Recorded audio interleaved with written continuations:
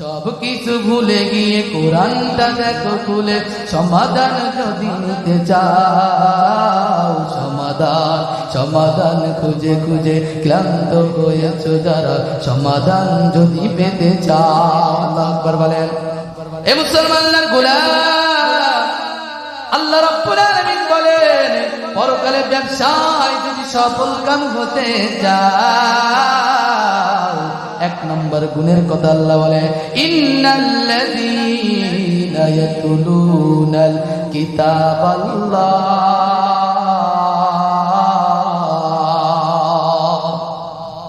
আল্লাহ রাব্বুল আলামিন জানিয়ে দেন, এগুলা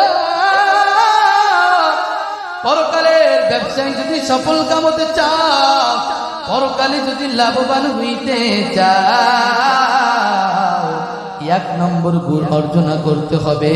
এক নম্বর গুণ তুমি অর্জন করবা, মালিকের কোরআন তেলাওয়াত করবা। বলি সুবহানাল্লাহ।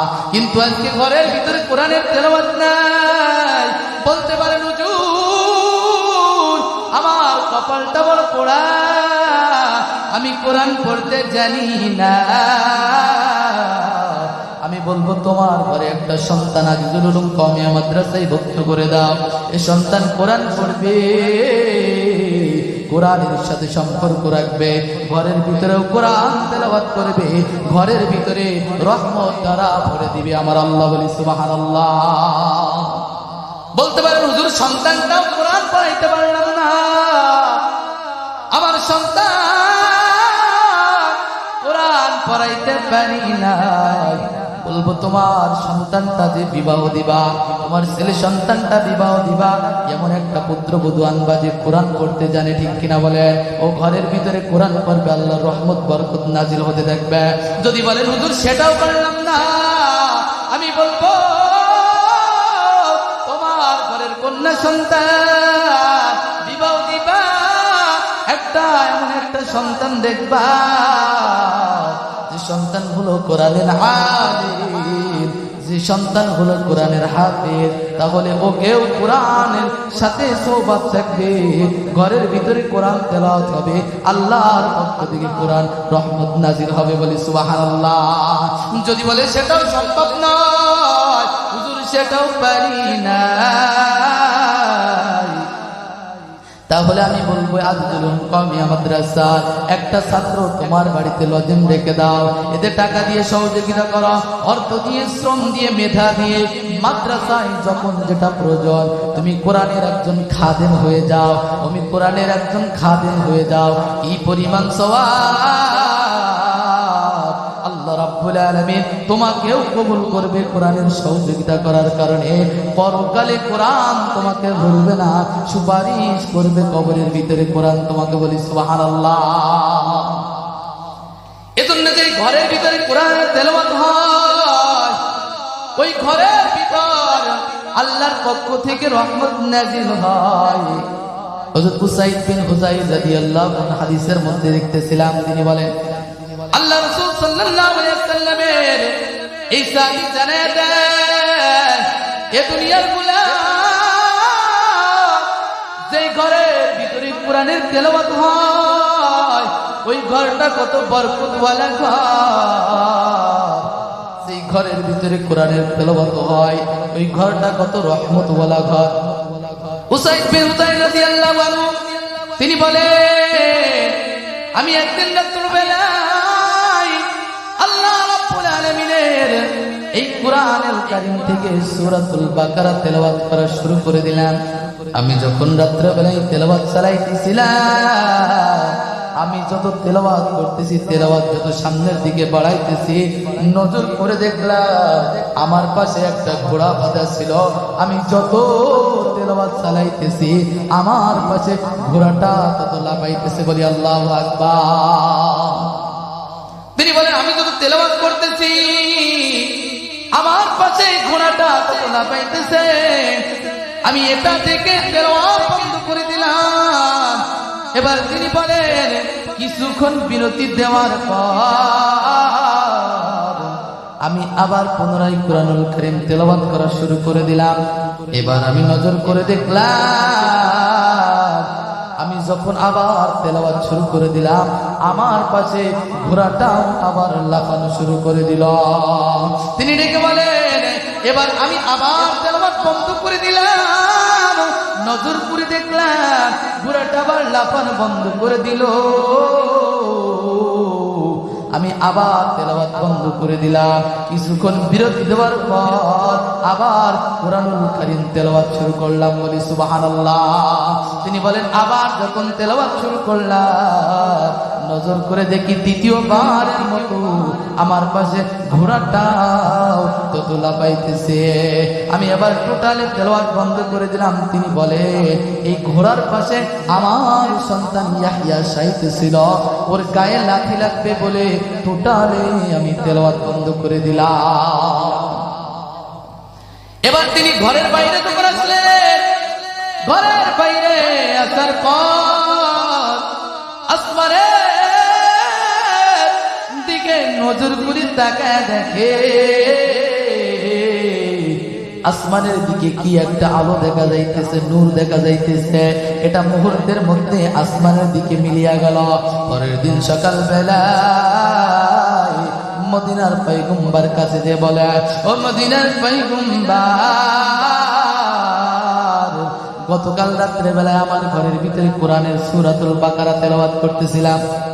আমি যখন প্রথমবার তেলাওয়াত শুরু করলাম তো ঘোড়াটা লাফাইতেছিল। আমি যখন তেলাওয়াত বন্ধ করলাম, ঘোড়াটাও লাফানো বন্ধ করে দিল। দ্বিতীয়বার আবার যখন তেলাওয়াত শুরু করলাম, ঘোড়াটাও লাফানো শুরু করলো। আমি বন্ধ করে দিলাম, ঘোড়াটাও লাফানো বন্ধ করে দিল। তৃতীয়বার আমি যখন আবার কোরআন তেলাওয়াত শুরু করলাম, আবার ঘোড়াটা লাফানো শুরু করলো। বন্ধ করলাম, বন্ধ করে দিল। এ রাসূলুল্লাহ, এরপরে আমি যখন ঘরের থেকে বাহিরে আসলাম, নজর করে তাকায় দেখি আসমানের ভিতর কি একটা নূর আর রোশনি দেখা যাইতেছিল। মুহূর্তের মধ্যে ওটা আকাশের সাথে মিলিয়ে গেল। বলে আল্লাহু আকবার। আল্লাহ রাসূল সাল্লাল্লাহু আলাইহি ওয়াসাল্লাম বলে, এ উসাইদ, তেলাওয়াত বন্ধ করলা কেন? তেলাওয়াত না বন্ধ করতা, যদি আল তেলাওয়াত চালাই যাইতা তাহলে ভালো হইতো। উসাইদ রাদিয়াল্লাহু আনহু বলে, ও মদিনার পয়গম্বর, আমার এই ঘোড়ার পাশে আমার সন্তান ইয়াহইয়া শাইতেছিল, ওর গায়ে লাথি লাগবে বলে আমি তেলাওয়াত টোটাল বন্ধ করে দিলাম। নবী ডেকে বলে, সাহাবী, যখন তুমি বাইরে আসলে আলোকিতা নূর দেখতে পাইছিলে, ওটা দুনিয়ার কোন সাধারণ নূর ছিল না। তোমার তেলাওয়াতের আওয়াজ শুনে আরশে আজিম থেকে, আসমান থেকে নূরের ফেরেশতারা রহমতের বরকতের বাড়ি ধারা নিয়ে তোমার ঘর পর্যন্ত পৌঁছায় গিয়েছিল। তুমি যদি সকাল তেলাওয়াত চালাইতা, ওই ফেরেশতাগুলো চোখের আড়ান্তর হইতো না। সকাল বেলা মদিনাবাসী শতককে দেখে তাদের কুদরতি পুরাণ ধরাইতে। বলি সুবহানাল্লাহ। তাহলে বোঝা গেল যে ঘরের ভিতরে কোরআনের তেলাওয়াত হয়, ওই ঘরের ভিতর আল্লাহর আসমান থেকে রহমতের বাড়ি ধারা বর্ষণ হয়। এই যে ঘরের ভিতরে কোরআনের তেলাওয়াত হয় না, ওই ঘরের ভিতরে আল্লাহর রহমত থাকতে পারে না। আজকে তাকায় দেখেন, ঘরের ভিতরে টিভি সিরিয়ালের আওয়াজ না উঠে গেছে। আজকে মুসলমানের ঘরের ভিতর কোরআনের তেলাওয়াত নাই। আজকে মুসলমানের ঘরের ভিতর মুসলমান গানের বাজনার আওয়াজে ভরপুর হয়ে গেছে। এজন্য মুসলমানের ঘরগুলো জাহান্নামে পরিণত হয়ে গেছে। বলি ঠিক কিনা?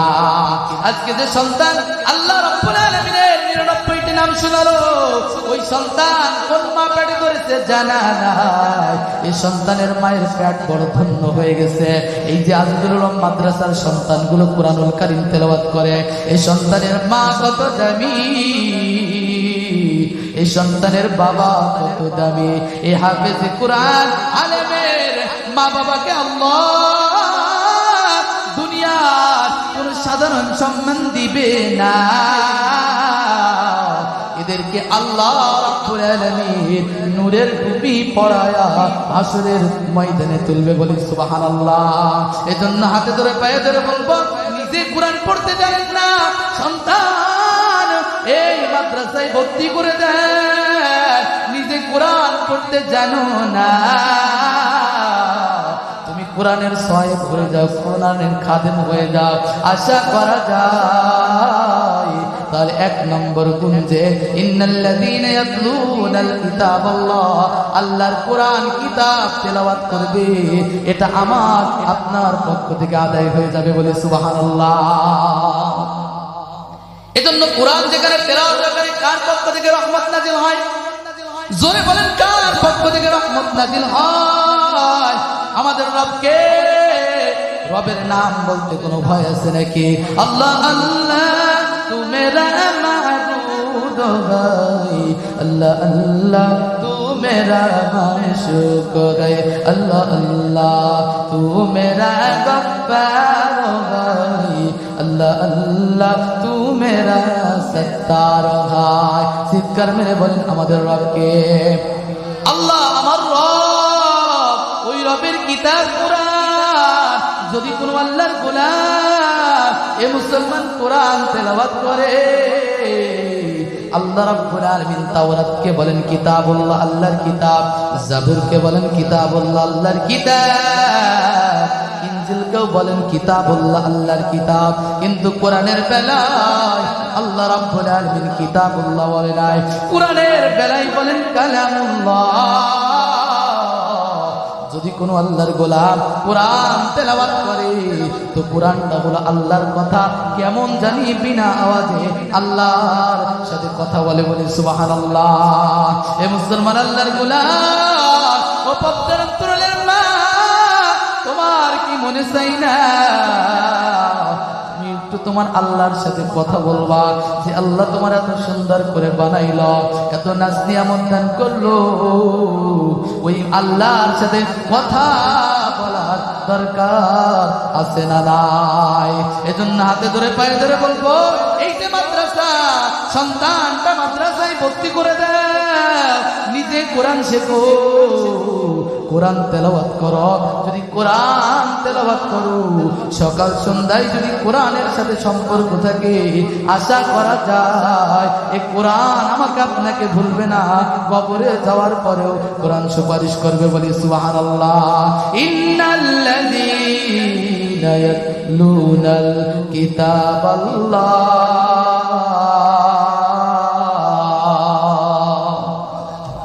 আল্লাহ রাব্বুল আলামিন জানায় দেয়, এক নাম্বার গুণ অর্জন করবা, ইয়াতলুনাল কিতাবাল্লাহ, আমি আল্লাহ কোরআন কিতাব কোরআন তেলাওয়াত করবা, বলি সুবহানাল্লাহ। এ মুসলমান আল্লাহর গোলাম, কোরআনের এমন আকর্ষণ, এমন আকর্ষণ আল্লাহ রাব্বুল আলামিন জানায় দেয়, وَإِذَا تُلِيَتْ عَلَيْهِمْ آيَاتُهُ زَادَتْهُمْ إِيمَانًا। আল্লাহ বলে, কোরআনটা যখন তেলাওয়াত করা হয়, তো কোরআন তেলাওয়াত করার সাথে সাথে ঈমানদারের ঈমান আরো বৃদ্ধি হয়ে যায়, বলি সুবহানাল্লাহ। এ মুসলমানের জন্য যার ভিতরে আছে ঈমান, ওর কোরআনের আওয়াজ শুনলে ঈমান বৃদ্ধি হয়। আর যার ভিতরে ঈমান নাই, ওর কোরআনের আওয়াজ ভালো লাগে না, ওয়াজ মাহফিল ভালো লাগে না, উলামা ইকরাম ভালো লাগে না, কারণ ওর ভিতরে কোরআনের মহব্বত নাই, ওর ভিতরে ঈমান নাই। আর যার ভিতরে ঈমান নাই, ও কেমনে জান্নাতে যাবে? যার ভিতরে আছে ঈমান, যার কাছে আছে আমল, ওরাই তো পরকালে জান্নাতে ঢুকে যাবে, বলে সুবহানাল্লাহ। হে মুসলমান আল্লাহর গোলাম, ও পদ্মার অন্তরালের মা, এই কোরআনের কি মহব্বত ছিল, কোরআনের কি মহব্বত ছিল। আগেকার যুগে আবু জেহেল, উতবা, সাইবা, তারা যতই মুহাম্মাদের কোরআনের আওয়াজকে বন্ধ করার জন্য চেষ্টা করেছিল, পরক্ষণে রাতের গহীনাদারে নবীজির মুখে কোরআন শ্রবণ শোনার জন্য চলে যেত, ঠিক কিনা বলেন? আবু জেহেল, উতবা, সাইবা দারুন নাদওয়ার বৈঠক থেকে এই আইন পাস করলো, এই মক্কার কাফেরের দল মুহাম্মাদের কণ্ঠে কখনো কোরআন শ্রবণ করতে যাইবা না। শুধু তাই নয়, ওয়াল কওফিহি লাআল্লাকুম তাগলিবুন, যেখানে কোরআনের তেলাওয়াত হয় ওইখানে যে তোমরা ঢোল তবলা বাজবা, হট্ট গন্ডগোল করবা, মুহাম্মাদের কোরআনের আওয়াজ যাতে কাফেরদের কর্ণকুহরে না পৌঁছাতে পারে। এক পর্যায়ে তারা কি করলো? লাবিদ বিন রবি ওই সমাজের বিখ্যাত একজন কবি, যেই কবির লেখকের কলমের ধার এত ছিল, যেই কবির কবিতা আমার আপনার নবী, বরং স্বয়ং নবী ওই কবির প্রশংসা করেছেন। এই কবিকে আবু জেহেল, উতবা, শাইবা আল্লাহ রাসূল সাল্লাল্লাহু আলাইহি সাল্লামের নিকট এনে বলে, এ লাবিদ বিন রবি, এই যে মুহাম্মদ যে কালাম তেলাওয়াত করে, কোরআন তেলাওয়াত করে, ওই কবিতা শুনে শুনে, কালাম শুনে শুনে অনুরূপ কিতাব তুমি লিখে দাও, যাতে করে আমার সমাজের মানুষগুলো মুহাম্মাদের কাছে কোরআন শুনতে না যায়। বলি নাউযুবিল্লাহ। লাবিদ বিন রবি আবার চলে গেলেন নবীর কাছে। নবীর কাছে যাওয়ার পর ডেকে বলে, মুহাম্মদ, আবু জেহেল, উতবা, শাইবা আমাকে ভাড়া করে আনছে, তুমি কি কিতাব তেলাওয়াত করো গো? আমাকে একটু শোনাও, আমি একটু শুনে শুনে সেটা লিখে ওদেরকে লিখে দিতে চাই। আমার আপনার নবী বড় কোন সূরা তেলাওয়াত করে নাই, সূরাতুল কাউসারের 3টা আয়াত তেলাওয়াত করেছে। আল্লাহু আকবার। নবী আমার 3টা আয়াত যখন তেলাওয়াত করতেছে, তেলাওয়াত চালাইতেছে, ইন্না আ'তাইনাকাল কাউসার ফাসাল্লি লিরাব্বিকা ওয়ানহার ইন্না শানিআকা হুয়াল আবতার। যখন নাকি নবী আমার 3টা আয়াত তেলাওয়াত করেছে, সাথে সাথে দেখে লাবিদ বিন রবির 2 চোখ দিয়ে অশ্রু প্রবাহিত হয়ে গেছে। লাবিদ বিন রবি ডেকে বলে, এ মুহাম্মদ, লাইসা হাযা কালামিল বাশার, এটা দুনিয়ার কোন মানুষের কথা নয়, এটা মানুষের কোন কাব্য হতে পারে না, কথা হতে পারে না, এটা তো দুনিয়ার কোন কিতাব নয়। আমি কি কবিতা লিখবো? আমার দ্বারা সম্ভব না। তুমি আমাকে কালেমা পড়ায় দাও, লা ইলাহা ইল্লাল্লাহু মুহাম্মাদুর রাসূলুল্লাহ। এবার আবু জেহেল, উতবা, শাইবা কে বলে, এ লাবিদ বিন রবি, কি করলা, কি করলা? তোমাকে তো ভাড়া করে আনলাম মুহাম্মাদের কালাম শুনে শুনে কিতাব লিখে দিবা, আর তুমি যেখানে যে মুহাম্মাদের কাছে যে কালেমা গ্রহণ করলা। আল্লাহ বিন রবি বলে, আবু জেহেল, উতবা, শাইবা, এটা দুনিয়ার কোন সাধারণ কিতাব নাই, এই কিতাব তো লেখা সম্ভব নয়, এজন্য আমি নিজেও কালেমা পড়ে ঈমান গ্রহণ করলাম। বলে সুবহানাল্লাহ। এজন্য কোরআনের এমন আকর্ষণ, এইটা বিগত দিন সৈরাসালের আমলে এ জাতির শ্রেষ্ঠ সন্তান ওলামায়ে কেরামদেরকে মিথ্যা তুহমত দিয়ে বছরের পর বছর কারারুদ্ধ করেছিল, এদেরকে বিনা কারণে শহীদ করে দিয়েছিল। আল্লাহ দুনিয়ার জমিনে, এই জমিন আল্লাহর, আসমান আল্লাহর, কোরআন আল্লাহর, এই জমিনের উপর বসে যারা জাতির শ্রেষ্ঠ সন্তান ওলামায়ে কেরামদেরকে খারাপ মন্তব্য করবে, কোরআন নিয়ে কথা বলবে, আল্লাহর রাসূলের ইজ্জত নিয়ে কথা বলবে, এই জমিনে তাদের ঠাঁই হবে না, চোরের মতো পালায় যাওয়া লাগবে, মানুষ তাদেরকে ভালো স্থান দেবে না। ঠিক কিনা বলে? এজন্য মুসলমান কোন রক্ত চক্ষুকে ভয় করে না। ওই যে ভারতের জমিনে থাকে 500 বছরের ঐতিহ্য, বাবরি মসজিদকে ওরা 1992 সালে শহীদ করে দিয়েছিল। এই যে আজকে 6 ডিসেম্বর গেল, গত 1992 সাল 6 ডিসেম্বর ওই নাস্তিকেরা, বেঈমানেরা আমার আল্লাহর ঘর বাবরি মসজিদকে শহীদ করে দিয়েছিল। এই যে হুমায়ুন কবির সাহেব, ওনার বাসা দেখলাম বাংলাদেশের ফরিদপুরের মধ্যে বাসা, ওই আল্লাহর গোলাম ওই 6 6 ডিসেম্বর বাবরি মসজিদের ভিত যখন স্থাপন করতে গেল, মানুষগুলো শত শত মাইল অতিক্রম করে 2টা করে ইট 5টা করে ইট কেউ 1 বস্তা সিমেন্ট নিয়ে হাজার হাজার মানুষ শত শত পথ অতিবাহিত করে বাবরি মসজিদ ওই মুর্শিদাবাদ বেলেডাঙ্গার ভিতর ছুটে এসে তোরা বুঝাইতেছে মুসলমান কোনো রক্ত চক্ষুকে ভয় করে না, আল্লাহর জমিনে আল্লাহর ঘর মসজিদ হবে, নাস্তিক বেঈমানদের কোনো কথা শোনা যাবে না, ঠিক কিনা বলে না?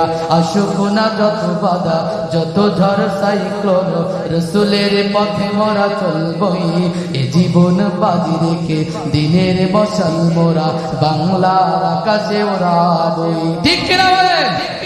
আসুক না যত বাধা যত ঝড় সাইক্লোন, রাসূলের পথে মোরা চলবই, এ জীবন বাজি রেখে দিনের মশাল মোরা বাংলার আকাশে ওড়াবই।